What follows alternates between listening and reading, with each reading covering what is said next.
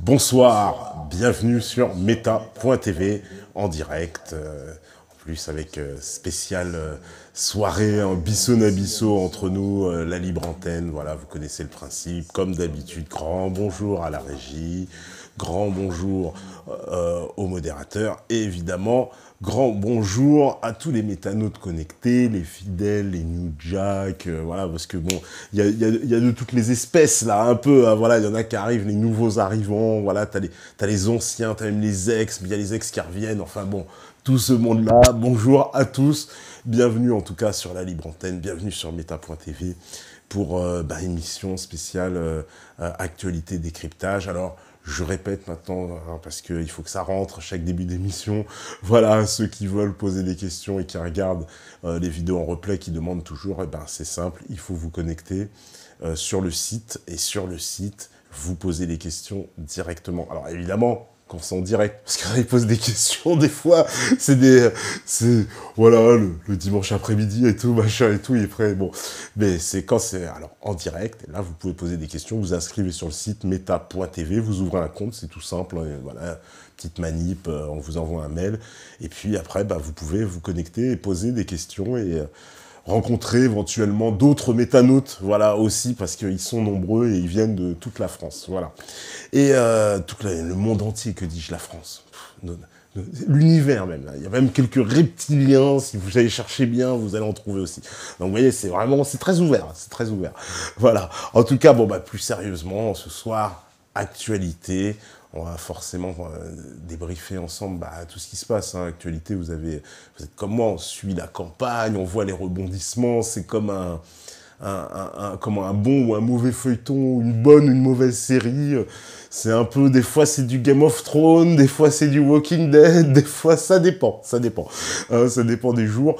En tout cas, chaque jour a son lot de révélations. Il y a Fillon, il était dans le viseur, vous l'avez bien vu. Fillon, il est pas sorti d'ailleurs, parce qu'il y a encore des révélations aujourd'hui avec un prêt qu'il n'aurait pas déclaré à l'époque, avec un autre gars qui est cité dans le même truc que des emplois de sa femme. Enfin bon, ça n'en finit pas. On est dans un feuilleton judiciaire absolument incroyable. Alors, il y a l'histoire, évidemment, vous savez, cette affaire de parlementaires et d'attachés parlementaires qui rémunèrent sa femme, ses enfants, c'est commun, c'est courant. On l'avait expliqué ici même avec Philippe Pasco, voilà, et sur son livre, ou dans son livre dans lequel il vous détaille tout ça, il vous donne des noms, etc. Mais le fameux parquet national financier aurait dû s'emparer de l'affaire.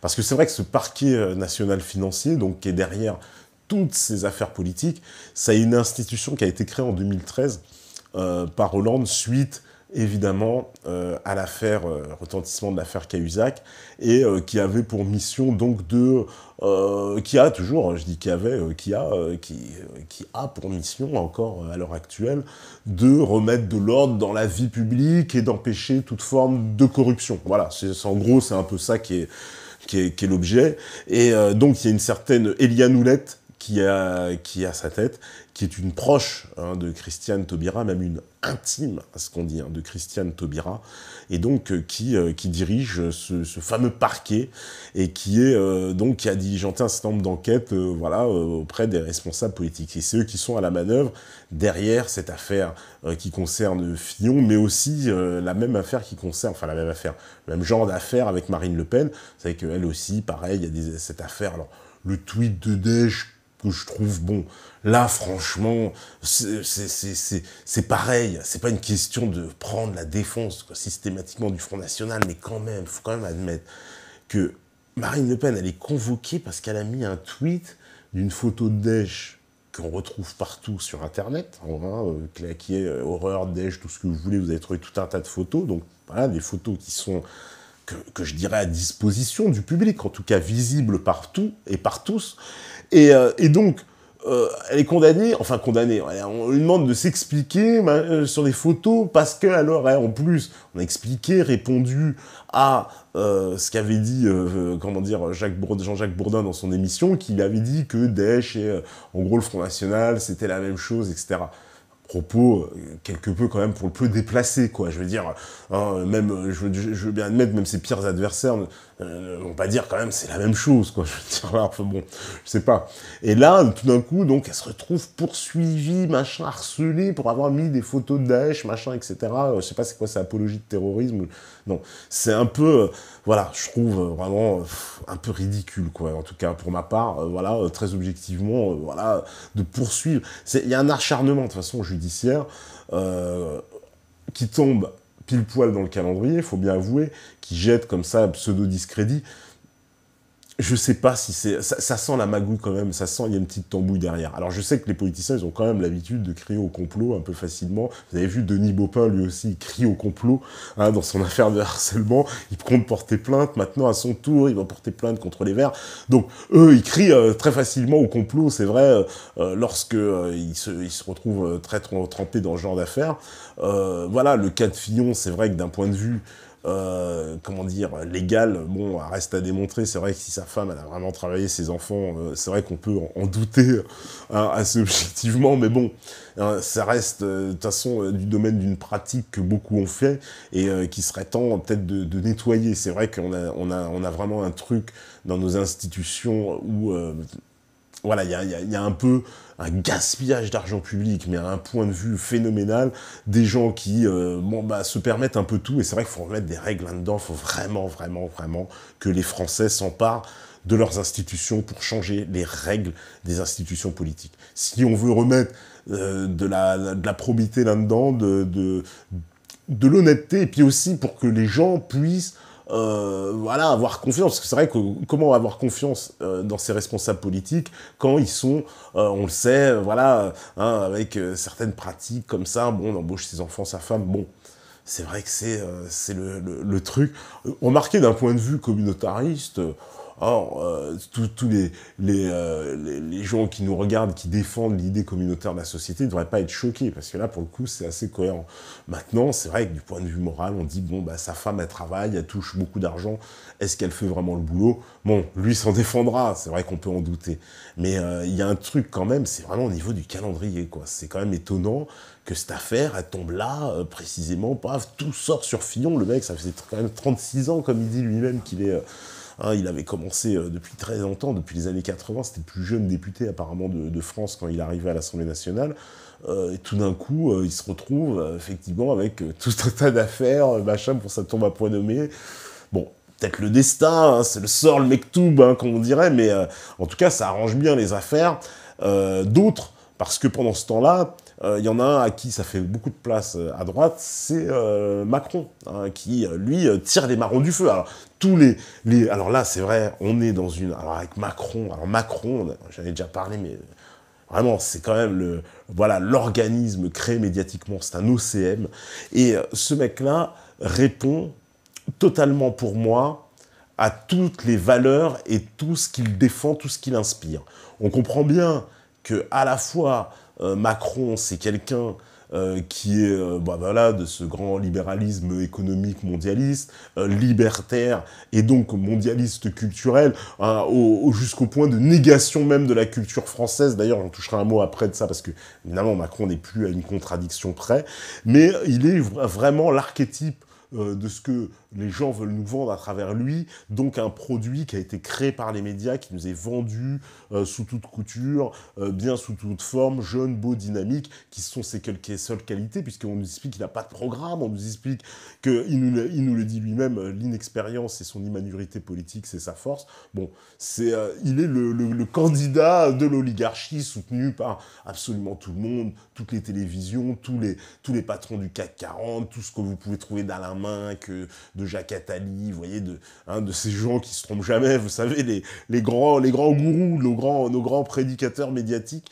qui sont tous derrière Macron. Aujourd'hui, il y a eu encore, alors on avait vu Bayrou qui l'avait rejoint, hein, Bayrou, de toute façon Bayrou qui est un peu foutu politiquement, enfin foutu, on s'entend bien, Bayrou, c'est quand même celui qui a appelé à voter Hollande, qui avait appelé à voter Ségolène Royal contre Sarkozy en 2007, enfin qui clairement avait fracturé son camp déjà à l'époque, puisqu'il avait fait partir tous les centristes, vous voyez, qui avaient rejoint Sarkozy, qui avait créé le nouveau centre, qui est devenu UDI, bon, ça balbutie, mais de toute façon, le centre est à droite, hein, vous savez, vous connaissez, il y a la formule de Mitterrand à l'époque, hein, le centre, c'est ni à gauche, ni à gauche. Voilà.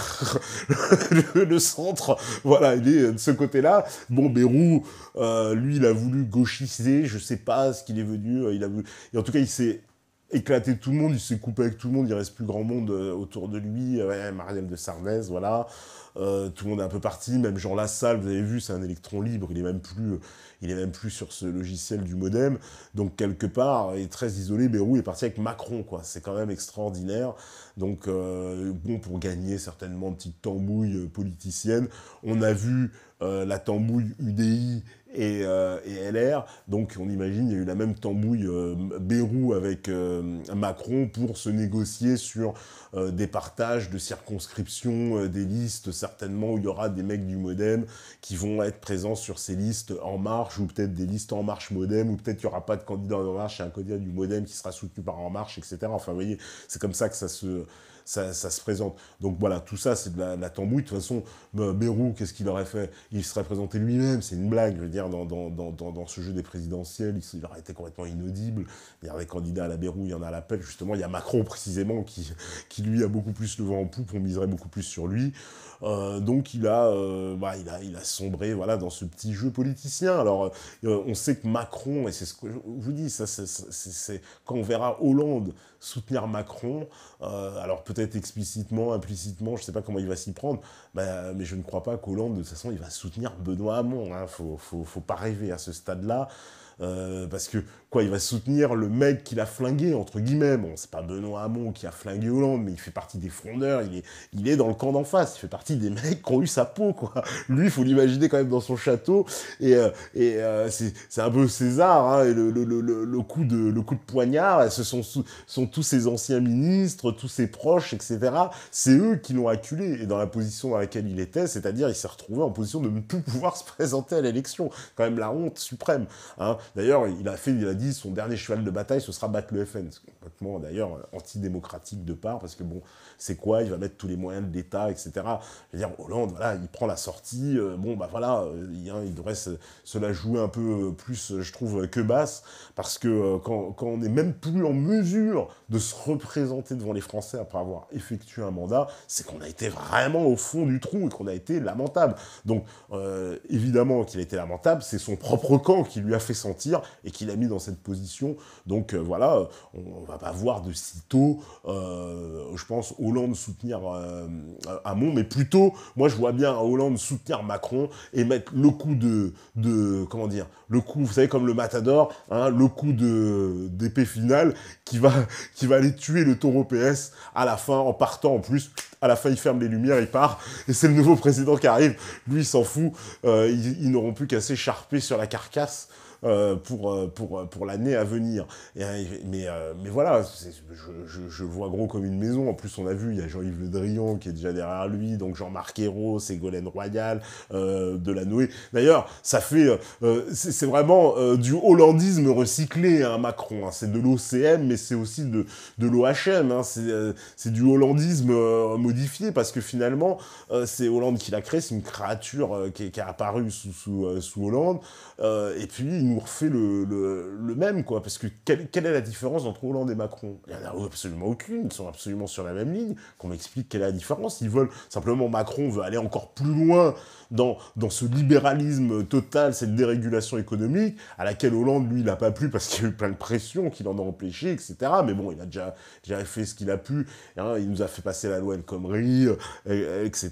D'ailleurs, la loi Macron elle-même, bon, voilà, il a réussi à faire ce qu'il a pu, mais Macron, lui, il ira encore plus loin, puisque vous voyez bien ce qu'il nous propose. Il veut faire un gouvernement économique de la zone euro, avec un ministre des Finances européen qui aura prérogative et autorité sur les ministres nationaux. Autant vous dire, bon bah voilà, on place, vous prenez les clés, vous les donnez carrément, là, vous n'avez plus rien à dire à l'Union européenne. Moi, je pense que si on a Macron président, la France, hein, c'est quasiment terminé, puisqu'on va plonger vers le fédéralisme, on va aller encore plus loin, je veux dire, ça servira plus à rien, les élections l'élection présidentielle, ce sera un président d'opérette, comme vous élisez un chanteur dans une émission de Star Academy, mais il n'aura pas plus de pouvoir que ça si c'est un gouvernement européen qui dirige, hein. Faut pas rêver. Donc avec Macron, on va arriver à ça. Macron, il est complètement, en plus, vous voyez bien, sa négation de la culture française. C'est quelqu'un qui nous a expliqué, donc la culture française, elle n'existe pas, voilà, puis les revenus, puis il nous a dit non, elle est diverse, puis enfin, on n'y comprend rien. Moi, hier, j'ai vu Macron, il était en déplacement au Muro pour aller voir des associations, et puis il leur a expliqué, oui, on va faire une offensive culturelle dans les quartiers. Alors là, les journalistes auraient dû interpeller, mais de quelle culture, monsieur? De quoi parlez-vous? Puisque déjà, si c'est pas la culture française n'existe pas, c'est quoi cette offensive culturelle?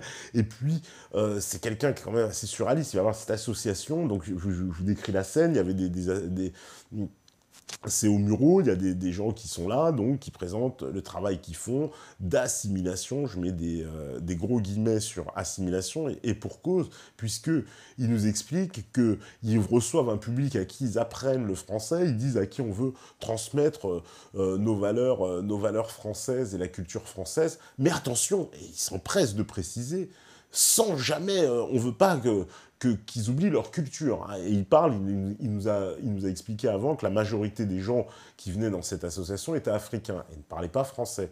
Et qui venaient donc pour leur apprendre à la fois le français, mais attention, ils ne voulaient surtout pas qu'ils changent leur culture, ils ne voulaient surtout pas s'attaquer.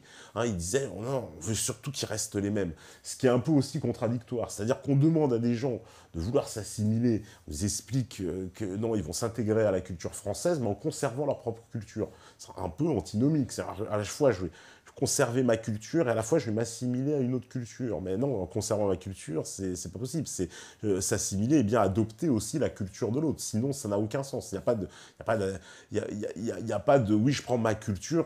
Dans ce cas, j'impose ma culture à l'autre. Hein, ça, on verra en deuxième partie. Mais c'est vraiment ça. Et donc, Macron, lui, il est sur ce logiciel libertaire. Il est complètement donc sur ce mode, il parle d'ailleurs d'une prime de 15 000 € qui serait donnée aux gens des quartiers, c'est que c'est dit comme ça, hein, aux gens des quartiers, s'ils trouvent un emploi. Alors le mec maintenant qui se lève le matin, qui trouve un job, putain, s'il habite à Aubervilliers, il prend 15 000 €, et s'il habite à Limoges, pas de cul, mec, non, t'auras pas 15 000 €, quoi, voilà. C'est quoi cette vision des choses? Et après, on me parle, ouais, il est pour la discrimination positive, ça, il n'a pas arrêté de le dire, vous savez, ça, c'est le concept de l'affirmative action, complètement des concepts américains. Macron nous importe encore plus, nous emmène dans l'américanisation la plus totale, hein, de la société. C'est exactement... je veux dire, d'ailleurs, la France n'existe pas à ses yeux. Hein. Vous écoutez les discours de Macron, de toute façon, il ne vous parle pas de France, il vous parle de République.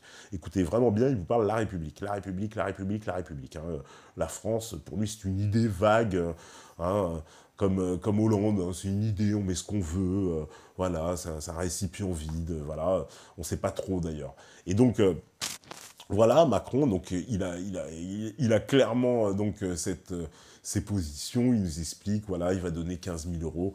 Bon, je sais pas trop comment ça va se passer, tout ça, si c'est vraiment, si c'est fait pour encourager, oui, c'est une forme d'encouragement, mais est-ce que ça règle le fond du problème? Est-ce qu'on va au fond du problème philosophique que toutes ces questions, elles impliquent?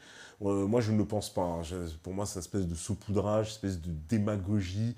Alors, il est très pro-Union européenne, quelque part. Il ne ment pas. C'est pour ça que je vous dis, il est en adéquation avec sa promesse marketing. Vous savez qu'en termes de marketing, votre produit doit avoir une promesse. Il y a une promesse produit qui est faite, hein, et en politique, puisqu'on peut faire des parallèles qui sont bien souvent pertinentes, la politique, le marketing, et ben, on voit que c'est à peu près pareil. D'ailleurs, je dis, les hommes politiques sont entourés de gens du marketing autour d'eux, hein, les conseillers en com, etc., qui maîtrisent parfaitement ces sujets-là.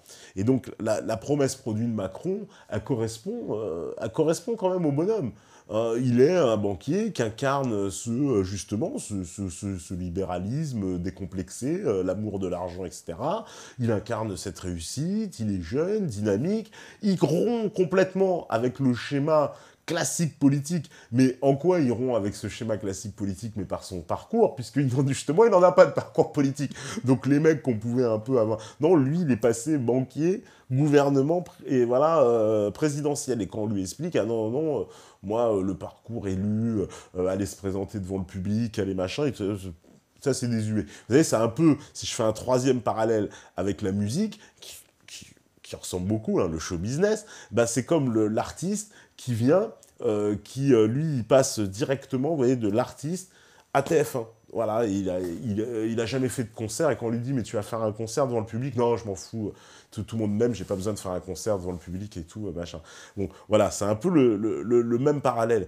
Et est-ce que ça va réussir à prendre, parce que ça prend hein, pour certains artistes, ça prend peut-être pour certains hommes politiques, on va voir. Moi, je sens de toute façon qu'on a fait monter une mayonnaise artificiellement, qu'il y a tout un monde médiatique qui est complètement mais derrière lui, mais de façon incroyable. Je me demande à quel moment justement ça va desservir presque d'avoir à ce point-là le système avec lui. Quand il y a Macron, je vous dis systématiquement, je pourrais faire des débunkages tous les jours quand vous faites le traitement de l'actualité de Macron par rapport aux autres. On vous montre à chaque fois Macron sous un angle positif, où on vous explique qu'il a fait une proposition, etc. Il y a toujours quelque chose de positif. Après, on vous parle de Fillon. Alors, Fillon, c'est pareil, c'est Kalachnikov sortait sa canarde, artillerie lourde et tout. Marine Le Pen, je vous en parle même pas, ça aussi, on va en parler. Et puis, il y a la gauche. Alors, la gauche, on la descend pas, on dit, bon, ça décolle pas, etc. Mais alors, c'est saisissant, on vous montre toujours des passages, des extraits où ils vont parler, eux, par contre, de Marine Le Pen, ils vont critiquer, etc.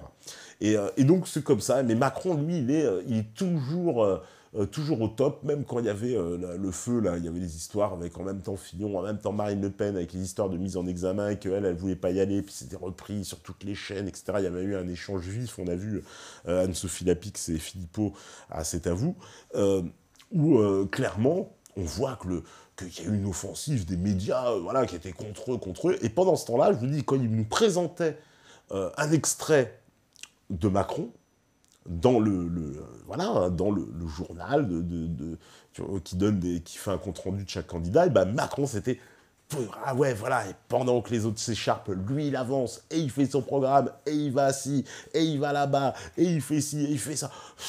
Mais c'est incroyable. Ouais, à quel point, je sais que le Front National s'en est pris à ça, ils en ont parlé de Patrick Drahi, ils ont parlé aussi Bernard Mourad, etc., tous les gens qui sont autour hein, de Macron, de Drahi, des grands financiers qui clairement le soutiennent. Et c'est vrai que les journalistes, ils ont beau se dire non, c'est faux, ils récusent totalement tout ce qui est dit sur le sujet en disant non, nous on est objectifs, etc. Mais il suffit que vous analysiez, je vous assure, le traitement, parce que des fois, c'est pas une question, c'est vrai, de temps de parole. À la limite, ils parlent autant des uns que des autres. Mais c'est la façon dont on parle de vous, la façon dont on vous montre. Quand on a vu, par exemple, regardez l'histoire de Macron qui a pris un œuf au salon de l'agriculture, ça a fait viral sur Internet avant qu'ils osent évoquer le sujet dans les télévisions. Et c'est toujours comme ça. C'est-à-dire quand ils n'ont plus les moyens réels de cacher, après, ils vont en parler comme ça au grand public. Mais même dans cette affaire de salon de l'agriculture, observez bien comment ça a été présenté et qu'est-ce qu'on retient. On nous a montré un Fillon hué, conspué, alors ça on l'a vu sur toutes les chaînes. Le Macron, il a fallu qu'on le découvre sur Internet qu'il s'était mangé un œuf et qu'il a été aussi conspué. Hollande, on a eu le droit au titre Hollande conspué, mais 2 secondes, on ne nous a pas montré l'ampleur, on ne nous a pas montré les dégâts. Hollande, c'est phénoménal. Il a été jeté, mais littéralement. On a un président qui est plus en mesure de se présenter comme ça, quand même, devant le public, devant le peuple. C'est terminé. Hein, c'est terminé. Là, il est au centre de l'agriculture, c'était une catastrophe. Et la catastrophe, justement, de Hollande au centre de l'agriculture, elle a été minimisée. Vraiment, les médias ont minoré nos... Oui, Hollande a un peu chahuté, un peu bousculé. Voilà, tout d'un coup, on te sort tous les euphémismes du placard pour dire non, non, mais oui, un peu, etc. Non, c'est une catastrophe. Et par contre, pour le coup, et ça, c'est pareil, c'est une réalité, Marine Le Pen, elle a été accueillie, acclamée, quoi, chez les agriculteurs. Voilà, donc c'est une réalité, mais on ne... Voilà...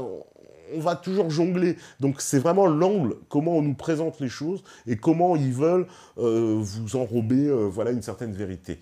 Hein. Et bon, j'ai vu aussi que l'UPR avait 480 signatures, c'est vraiment alors là, assez mémorable si Asselineau arrive à se présenter dans l'élection.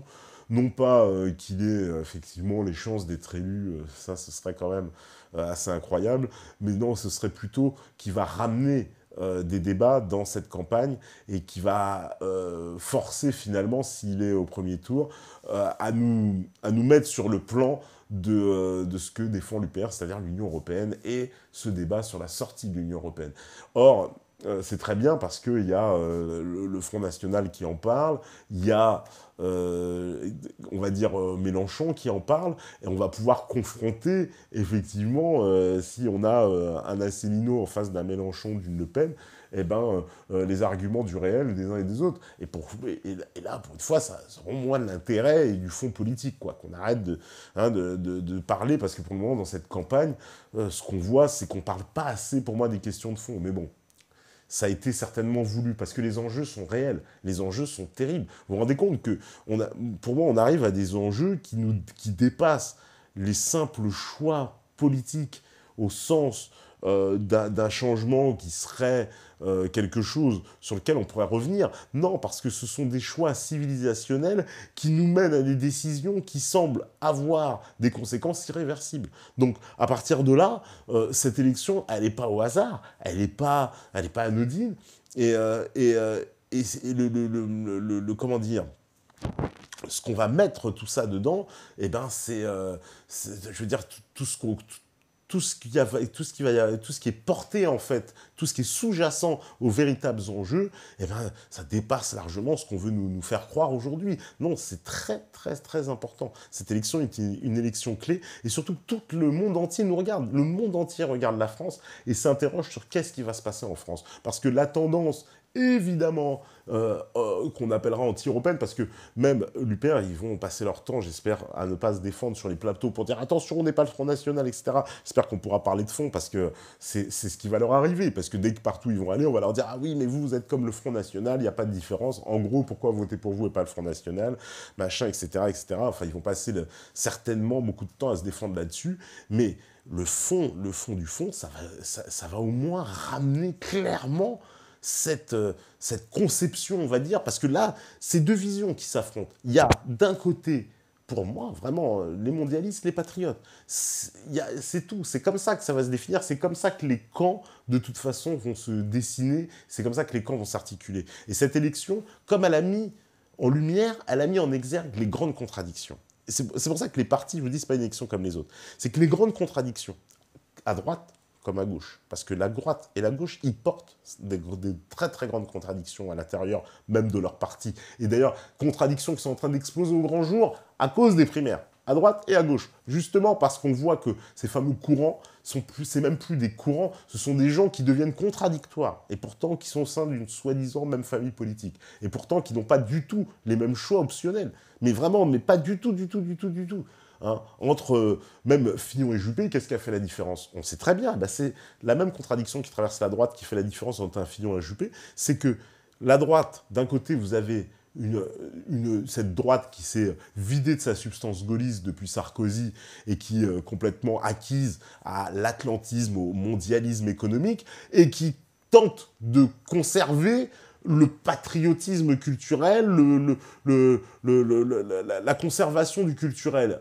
Or, pour moi, c'est un mensonge, une chimère, parce que c'est quasi impossible de lier les deux. Pour moi, le mondialisme économique, surtout la façon dont nous, en plus, on plonge avec l'Union européenne, il est complètement, mais alors, complètement imbriqué avec ce mondialisme culturel. C'est un monstre à deux jambes. On ne pourra pas avoir l'un sans l'autre. Et donc, c'est contradictoire de dire on va se garder, on va défendre l'idée d'un patriotisme culturel d'un côté, et on va défendre l'idée d'une mondialisation économique, donc une ouverture à tout va. Mais non, parce que cette ouverture à tout va, pour moi, elle va mener, elle va de pair avec cette mondialisation culturelle. Et à gauche, eux, c'est pareil, ils ont la même contradiction, puisque vous allez avoir, cette fois, les gars de gauche qui refusent, cette fois, là, qui disent « ouais, on va rester dans l'Union européenne », mais qui se plaignent de toutes les conséquences de ce mondialisme économique et qu'acceptent le mondialisme culturel, mais en revanche, qui te disent, ah non, la laïcité, voilà, qui sont anticléricaux, parce que les discours d'extrême gauche sont plutôt anticléricaux, ils le sont même profondément. Hein, allez voir certains discours de Mélenchon, les discours de Nathalie Arthaud, allez voir Nathalie Arthaud, elle a des discours anticléricaux, clairement, mais affichés, et c'est le cas aussi d'une partie de cette centre-gauche à la Valls et compagnie, et qui est complètement différente de la ligne Hamon, qui n'a plus rien à voir. Donc là, ils sont complètement mais en déphasage total. Hein. Et en plus, Hamon, il porte aussi sa contradiction totale de ce même acceptation d'un... Comment il va faire pour à la fois dire « je vais défendre les pauvres, je vais faire du social » dans un mondialisme économique. Puisque de ce mondialisme économique, par définition, pour qu'il s'applique, et ben justement, il faut enlever le social. C'est comme ça qu'il peut s'appliquer. Donc, ça ne va pas. Et ces contradictions, bah, dans les élections, enfin, c'est en train de se passer, elles sont en train d'éclater au grand jour. C'est pour ça que les partis, ben, on va voir s'ils survivront même, ou ils se fractureront pas en deux entités avec tout ce qui va les traverser. Ou alors, il y en a un qui reprendra la barre, il va imposer sa vision à tout le monde. Bon, hein, en général, à droite, c'est plutôt comme ça que ça se passe. D'ailleurs, la droite, ça fonctionne bien quand c'est comme ça. À droite, il faut un grand chef, et puis tout le monde la ferme, comme du temps de Sarkozy, tout le monde marche dans le rang. Celui qui marche pas droit, je vais te dire, il prend un coup de savate, et l'histoire, elle est réglée. Hein. Mais quand il commence à droite, à plus avoir un chef, qu'il commence à avoir 4-5 chefs, voilà, on voit ce que ça donne.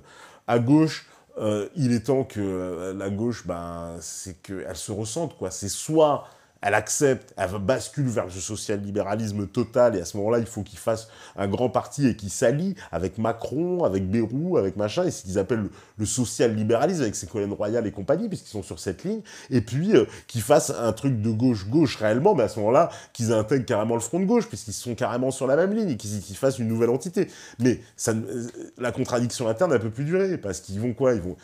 Qui va prendre le parti? Parce que si la ligne Valls qui gagne, parce que là, pour le moment, vous avez vu, Valls, pareil, c'est quand même étonnant, ces primaires socialistes, les mecs en sont à se demander qui ils vont soutenir. Il n'y a pas d'évidence. On a vu, oui, Valls, il rattrape ses troupes, parce que... les mecs veulent aller soutenir Macron, donc il n'y a pas d'évidence. Voilà. Parce qu'ils ne veulent pas soutenir Hamon, ils ne sont pas sur la même ligne. Même d'un point de vue économique, hein, ils sont plus du tout sur la même ligne. Je veux dire, à Hamon, c'est vrai qu'il est plus proche à la limite d'un Mélenchon. Il pourrait trouver plus de ressorts, en tout cas avec Mélenchon, qu'avec Valls. C'est évident. Ils ne sont plus du tout sur la même ligne. Ça n'a plus rien à voir. Et la ligne elle-même de Hamon est intenable en plus sur certains aspects par rapport à la ligne de Mélenchon, puisque Hamon, lui, ça reste une espèce de critique de l'Union européenne, mais qui n'a pas de sens, parce que oui, bah, l'Union européenne, faut la changer, etc. C'est que des vieux pieux, c'est que des incantations, mais ça n'a pas de sens. Hein. Voilà, quand bien même, c'est un peu d'ailleurs aussi, même comme Macron, quand toutes ces propositions, je vais imposer un gouvernement économique européen, je veux dire, il va falloir changer les traités, ça se fait à 28, hein, c'est pas la France, c'est même Macron président qui va imposer à l'Allemagne, au Danemark, à l'Autriche, à l'Espagne, à l'Italie, etc. C'est pas comme ça que ça se passe. Ça, c'est à un moment donné, dans le débat, cette réalité, ça je pense que ce sera le rôle d'Asselineau, et qui le fera très bien, on peut lui faire confiance, qui va ramener ce principe de réalité dans le débat face, en fait, aux décisions et aux propositions qui sont faites. Parce qu'à un moment donné, pour qu'il y ait du vrai réalisme politique, il faut aussi que ces questions-là, elles soient prises en compte, parce que sinon, on parle dans le vent.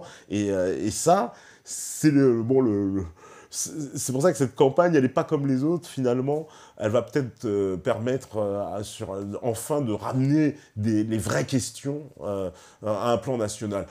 Ce dont j'ai jamais douté, parce que finalement, même, vous voyez, un Asselineau dans une élection présidentielle, c'est malgré lui peut-être, parce qu'il réfuterait certainement l'appellation, mais il est le représentant quand même de cette nouvelle opinion publique. Il la représente, il sera dans la continuité, c'est-à-dire, vous voyez, de toute cette effervescence, en fait, de la base, qui finit par remonter et percer la chape de plomb. De toute façon, le plancher est tellement pourri que tout ça va finir, évidemment, par s'effondrer. Ça me paraît évident. Voilà, donc j'allais voir un peu ce que je vous dis, parce qu'après, on va dire, ouais, je vous zappe carrément, quoi. Voilà. Alors, on me dit, n'est-ce pas incroyable que pour les puissants, on peut repousser l'affaire à 3-4 organismes ou instances différentes, parquets ou je ne sais quoi appelant tout ça, alors que pour le Pékin moyen, ce serait correctionnel, point barre, et tout serait réglé en un après-midi.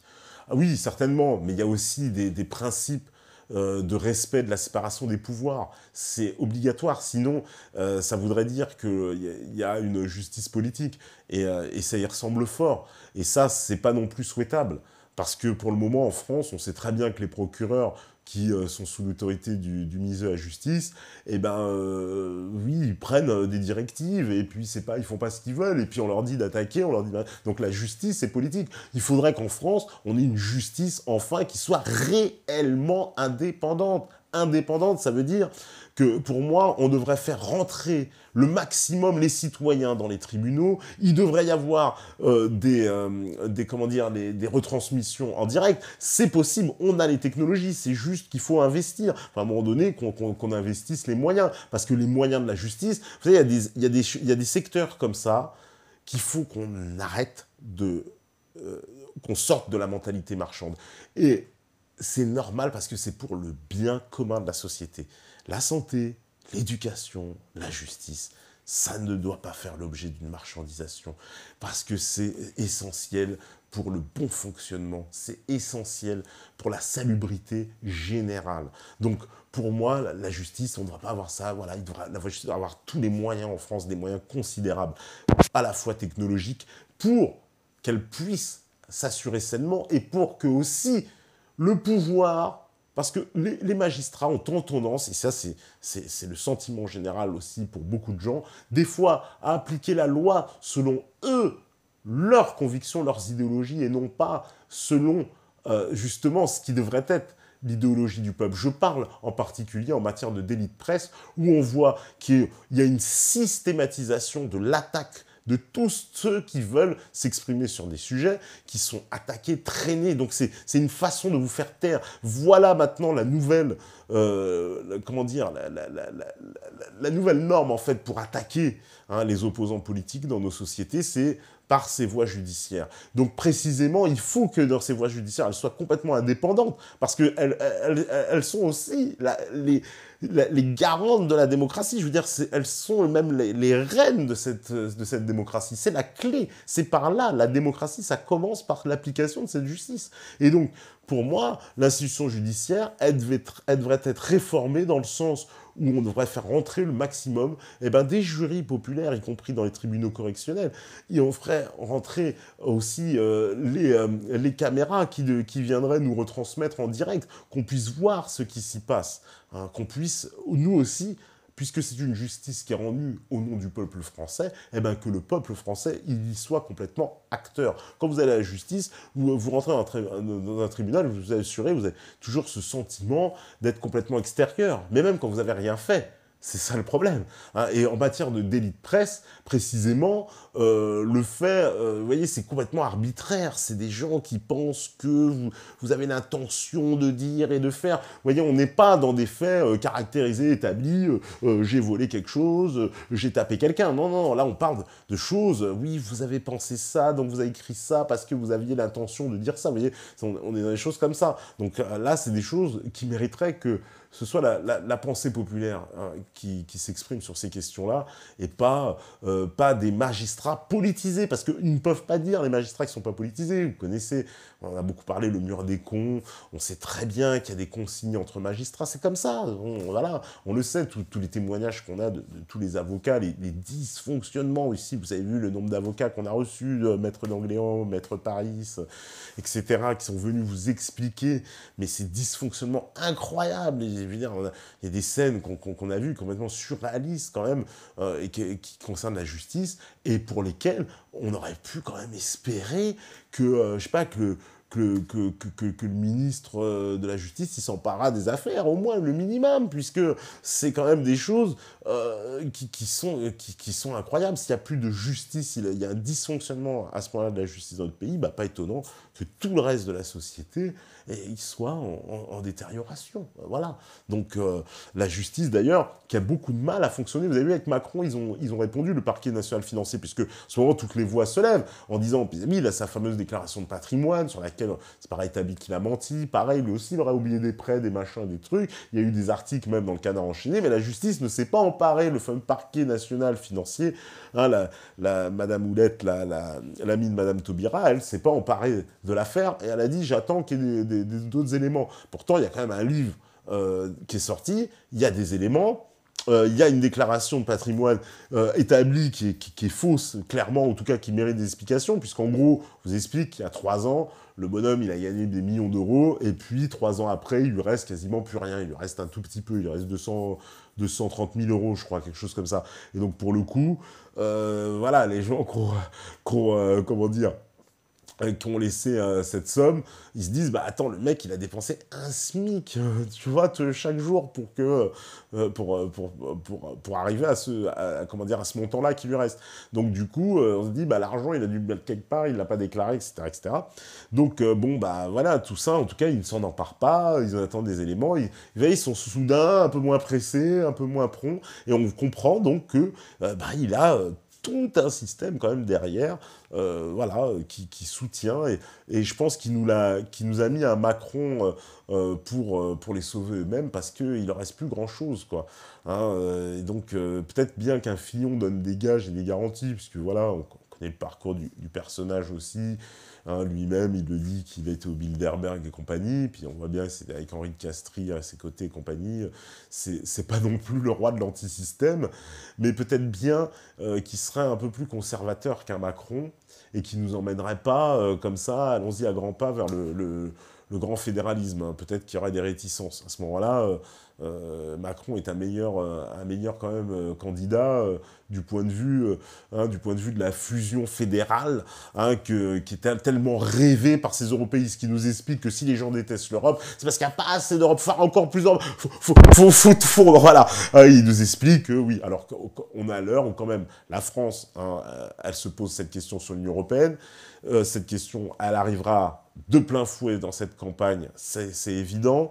Il se pose la question en Hollande, vous savez, où il y a les élections aussi, avec un certain Geert Wilders, détesté aussi, etc. Je sais, c'est un horrible blond, islamophobe, il a tous les qualificatifs du monde, et lui aussi hein, est plutôt très europhobe, comme on dit, hein, c'est les phobes, vous allez voir, il y a des phobes de partout, donc voilà, lui aussi, il cherche, certainement, peut-être, il va vouloir faire un référendum. En tout cas, la Hollande se pose la question, on se pose la question, vous savez, la Finlande s'est déjà posé la question, donc l'Irlande aussi se pose la question, donc on est une période de doute, hein. En Europe, on se pose beaucoup de questions, et l'élection française, je pense, sera une clé déterminante pour l'avenir de tout le reste du continent. Et l'élection française, voilà, ça va avoir beaucoup d'incidence, en tout cas, sur le reste, et sur quel va être, qu'est-ce qui va se passer, en tout cas, en France et dans le reste du continent européen, et en particulier dans l'Union européenne. Alors, vous me dites quoi? N'est-ce pas incroyable que les puissants ont pu repousser l'affaire? Oui, ça, je l'avais lu. Que penses-tu de Marine Le Pen? Dit qu'il faudra demander une autorisation pour rentrer en France, mais également pour sortir des frontières, il faudra une autorisation pour aller en vacances. Bah ça, je sais pas trop, je n'ai pas vu cette mesure-là. Bah, une autorisation à qui pour sortir de France? Certainement au pays dans lequel on se rend. Ça, c'est un peu déjà le cas.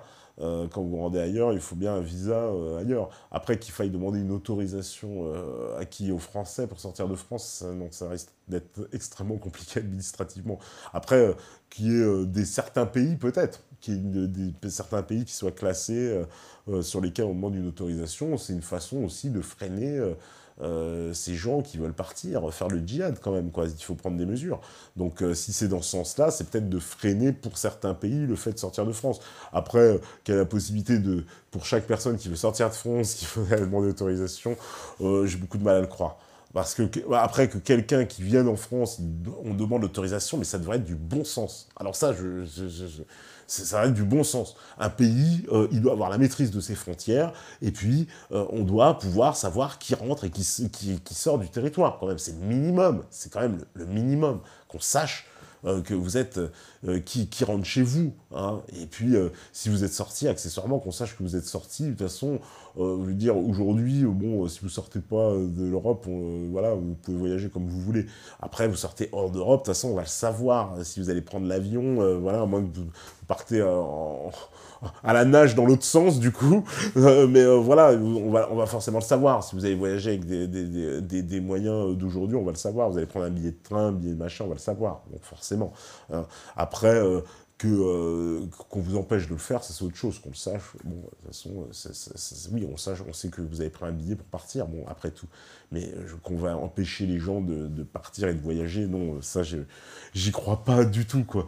Maintenant qu'on empêche les gens d'arriver, et c'est-à-dire qu'il y ait des vraies restrictions sur l'accueil des gens, ça me paraît du bon sens. Ça me paraît du bon sens. Au moins, on sait qui rentre chez vous, on sait... D'ailleurs, je veux dire, le projet des souverainistes ne propose pas autre chose. Dire, si vous écoutez même dans le projet de l'UPR, ils vont reprendre les frontières. Reprendre les frontières, c'est bien pour exercer un contrôle. Et donc, en sortant des traités européens, en exerçant ces contrôles, ils s'effectueront à la fois sur les capitaux, les marchandises, mais aussi sur les humains. Faut pas rêver, sinon ça n'a aucun sens.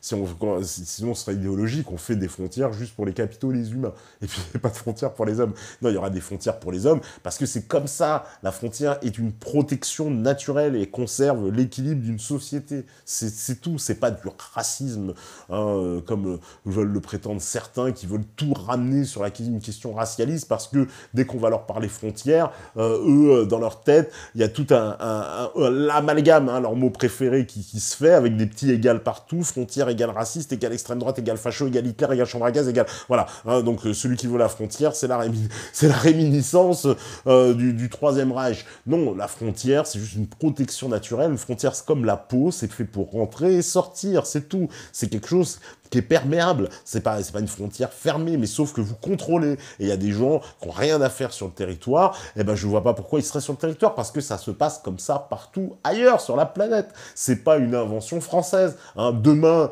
si moi, en tant que Français, je vais me retrouver au Malawi et j'aurai pas de visa, les autorités du Malawi vont me prendre, me remettre dans un avion et me renvoyer en France. Et elles vont dire, il n'a pas séjourné sur notre territoire, il n'est pas en règle. C'est comme ça partout, et c'est normal. C'est ça la normalité. Il n'y a qu'en Europe où on vous explique que non, quelqu'un qui vient, il n'a pas de papier, ah bah t'es forcé, non, il faut que tu l'accueilles, tu lui donnes un salaire, que tu le payes, que tu le machin.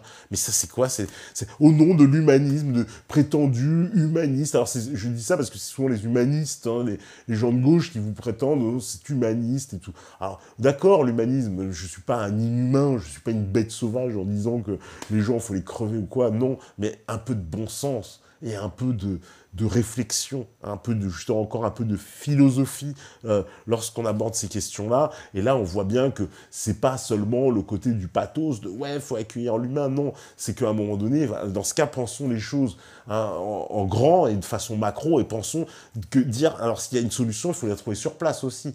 Alors on sait quelles sont les conséquences, pourquoi, et puis n'oublions pas les ressorts aussi qui sont provoqués, parce que la crise des migrants, à la fois c'est un phénomène qui tient de toutes les problématiques liées aux guerres, liées à l'économie et liées évidemment au sous-développement de certaines parties du monde, mais c'est lié aussi au fait qu'il y ait une organisation et des gens qui influent à très haut niveau pour aussi fabriquer ce problème en lui donnant tous les aspects juridiques, logistiques. Il y a des associations, par exemple, vous savez, qui sont, par exemple, en Israël, il y a Israël qui est spécialisé dans l'obtention des statuts de réfugiés pour les migrants.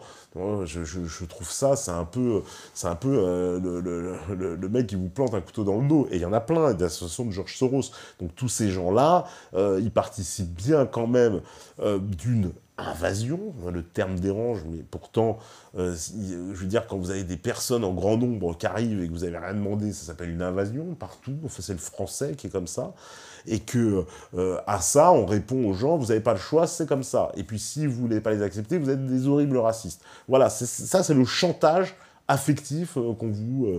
voilà, qui vous pend au nez dès que vous voulez parler de ces questions-là. Et puis, de toute façon, dès que vous n'êtes pas en accord avec la doxa, je vous dis, vous êtes d'extrême droite, facho, machin, etc. Pour ma part, étant métis franco-africain, on va me rejeter sans cesse, mes détracteurs, mon africanité, pour reprendre leurs éléments de langage à eux, comme ils aiment le rappeler. Je serais un traître à Mara, je roulerais pour les Blancs, etc. Enfin, des choses qui sont assez impressionnantes de débilité, de bêtises, bêtises, hein, puisque ce sont des gens qui ramènent sans cesse, donc aucune argumentation, mais qui sont dans, eux, la racialisation permanente, et en plus au nom de la victimisation, et au nom vraiment d'un tribalisme, voilà, d'un réflexe purement tribal. Je ne vois pas d'autres explications, même si le mot, il ne l'apprécie pas. Voilà, moi, je m'attache au mot du français, contrairement à d'autres qui s'en foutent, on le verra tout à l'heure. Mais voilà, c'est aussi simple que ça. Et je sais que ça va être au centre du débat, aussi, cette question-là, parce que les choix civilisationnels, ils sont devant nous. On le sait très bien, le choix du mondialisme, c'est pas justement que ce choix de l'économie ouverte, comme on aime l'appeler, d'où les Français ne seraient pas attachés à l'économie ouverte. Bien sûr que si, les Français ils veulent l'économie ouverte, mais ils ont le sens de la protection de leurs intérêts nationaux. Or, les intérêts nationaux français, aujourd'hui, on voudrait nous faire croire que c'est raciste. Donc, défendre un intérêt national, c'est raciste, parce que vous défendez l'idée de la nation. Et si vous défendez l'idée de la nation, vous défendez les Blancs. Et si vous défendez les Blancs, vous êtes un horrible raciste, puisque tous les Blancs sont racistes dans l'idéologie antiraciste. Voilà. Donc, vous voyez, on fait des égales, ça va très très vite, hein, ça va très très vite. Donc, très vite, vous vous retrouvez à basculer de l'autre côté. Et dans leur idéologie qui nous impose et qu'on voit, hein, voilà, parce que pour moi, un Macron, hein, il symbolise parfaitement la destruction de la tradition au nom du progrès. D'ailleurs, il se définit lui-même comme un progressiste. Donc ce progrès, c'est une fuite en avant constante dans la destruction toute la tradition, de tout ce qui a été l'héritage donc de la culture. D'ailleurs, c'est très intéressant parce que ce sont des gens qui proposent, in fine, vous savez, qu'il n'y ait plus d'héritage. C'est dans le programme de Macron, ça aussi, hein, que l'héritage sera hyper taxé parce que c'est une inégalité. Vous voyez, attendez, vous avez hérité, pas moi. Donc c'est une inégalité. Donc on va taxer les héritages, on va taxer maintenant l'héritage à tel point que les gens ne vont même plus hériter parce que ça deviendra impossible puisque vous devrez payer plus cher que la valeur pour pouvoir toucher le bien. Donc ça n'aura plus de sens. Et ça va être... C'est ce qui va se généraliser. Vous savez, il veut aussi créer une taxe, un loyer pour les propriétaires parce que, au nom qu'eux ne paieraient pas de loyer. Vous voyez, hein, c'est oublier que peut-être le propriétaire, il a mis 20 ans, certainement, ou 30 des fois, pour s'acheter son logement. Donc quand l'autre, effectivement, le locataire, lui, payait un loyer, le propriétaire, lui, payait aussi un loyer à la banque. Voilà. Donc il faut quand même remettre les choses en place. Ces gens-là vont tous ceux qui veulent voter Macron, j'espère qu'ils s'aperçoivent de ça, hein, de ces changements de société que Macron, il nous emmène donc vers ce libéralisme total économique voulu par Attali, prophétisé même, hein, quand on voit toutes ces vidéos d'Attali, dans lequel, au nom de l'égalité, il n'y aura plus d'héritage, au nom de la liberté suprême, qui a déjà commencé avec le Parti Socialiste, mais que voilà, on va aller encore plus. Donc c'est cet homme nouveau qu'on vous vend, donc qui n'a plus de tradition, plus de religion, plus de nation, plus de culture et plus de sexe. Hein. On lui a tout enlevé. On ne sait même pas d'ailleurs si c'est un homme nouveau, une femme nouvelle ou quel genre nouveau, voilà, on ne sait pas, on ne sait plus, voilà, et c'est ça ce projet quelque part que porte Macron, vraiment de ce mondialisme dans toute sa splendeur, donc culturelle, économique, avec, vous savez, la glorification. On en avait parlé l'autre fois avec Christian Kemschwing, c'était très intéressant du point de vue économique, justement comment ce qui est interprété comme le suprême de la technologie avec la numérisation et ces métiers qui disparaissent, était en fait une absolue régression cachée derrière cet outil technologique qui fait très propre, mais qui était une régression sociale absolue dans tous les sens du terme. Et c'est ce qui est voulu. Et même demain, de plus en plus, avec, vous avez vu, ça avait déjà commencé avec un peu ce statut d'auto-entrepreneur, mais qui va s'étendre, puisque demain, vous avez vu, on va faire les facteurs, vont faire passer le permis, les profs vont devenir, j'en sais rien, on va leur demander de réparer les radiateurs, etc.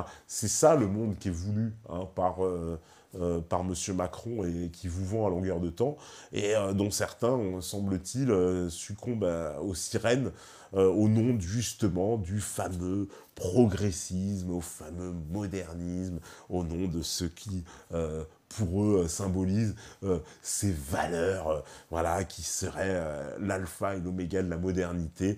Et si vous n'y adhérez pas, vous êtes un oblibe ringard, conservateur et peut-être même un fasciste. Voilà. Et donc, c'est ça le monde qui nous est présenté face. Vous verrez que même l'UPR n'échappera pas à ça. Ils seront catalogués dans le camp des fascistes. Il faut qu'ils s'y attendent déjà à l'avance. Il faut qu'ils anticipent les coups en se disant pas qu'on va être catalogués du côté des gentils mondialistes. Non, non, ils seront des horribles méchants fascistes qui cherchent voilà, à tout simplement sauver leur pays. Parce qu'aujourd'hui, on en est là. Ceux qui me disent oui, mais la France, on en est à sauver la France. C'est la France qui est attaquée. C'est vraiment sauver le pays. Je veux dire, et si on a un Macron président, je ne peux pas vous imaginer, c'est que là, on va voilà, droit dans le grand mondialisme, et pour le coup, on va vers le conflit interne, en tout cas la fracture va être encore plus forte que ce qu'elle a jamais été. Mais ça, je ne m'inquiète pas. On va voir comment cette élection, de toute façon, personne ne fera de prédiction ce soir. Surtout pas moi, peut-être vous, mais on va suivre ça avec attention, voilà. Alors, allez, j'en reprends vite fait une ou deux questions avant qu'on fasse la pause. On me dit, te pas journaliste insider à la 17e, penses-tu mettre des caméras, risque de calmer les ardeurs des procès à répétition? Certainement pas, il faudrait pas s'amuser à faire un truc pareil, c'est strictement interdit. Le gars, il me donne des mauvaises idées de, non mais, va dealer du shit au procureur pour voir et tout. Non, faut pas faire de trucs comme ça, filmer, enregistrer, voilà, c'est un coup, non, je m'aventurerai pas à risquer, je suis déjà dans la ligne de mire et dans le viseur. Tu veux juste accentuer mon cas en me faisant proposant ce genre de truc. Alors, on me dit, combien tu penses que l'UPR peut capter des lecteurs lors de l'élection? Alors ça, c'est pareil, c'est du Madame Irma, je ne pourrais pas le dire. Moi, je pense que ça va dépendre des prestations qui vont être faites. On sait qu'on va les voir apparaître dans les médias probablement très bientôt, on verra Asselineau et peut-être même d'autres membres de l'UPR, et ben c'est ça qui va être, c'est là qu'il va falloir jouer leur va-tout pour convaincre les gens, c'est tout. Après, ils ont des idées, ils ont une philosophie, bon, ce sera pas facile, il faut pas qu'ils pensent que les médias vont leur ouvrir la porte de force un peu, puisqu'ils vont un peu faire le forcing du fait que Asselineau a les signatures, donc s'il a les signatures, ils seront obligés de les inviter, mais ils ne seront pas tendres avec eux, on sait très bien, il faut qu'ils se préparent à tous les coups bas et tous les comment dire, le cuir épais, on va dire, pour pouvoir répondre aux attaques, à mon avis, qui seront nombreuses pour les assimiler à un petit parti crypto-fasciste, etc., en disant, après tout, c'est une espèce d'ersatz du Front National un peu plus cool, enfin bon, ils vont à mon avis, taper dessus dans ce sens-là, donc à eux d'avoir le cuir solide et de ne pas se laisser impressionner par ce discours-là, parce que le public, ça par contre, sera avec eux parce que les gens se laissent moins en moins impressionnés par ce discours-là. Même s'il y en a une grande partie, on a les GG, on en a beaucoup. Malheureusement, même sur Meta, on en a un. On en a beaucoup aussi. Et bon, il va falloir s'y faire à un moment donné, les enfants. Il va falloir écouter, arrêter le déni. Quand vous voyez un tas de merde, arrêtez de nous dire que c'est du chocolat. Voilà. Donc, on va faire la pause. Et puis on va revenir juste après, et puis suivez et restez connectés sur Meta TV, à vous la régie.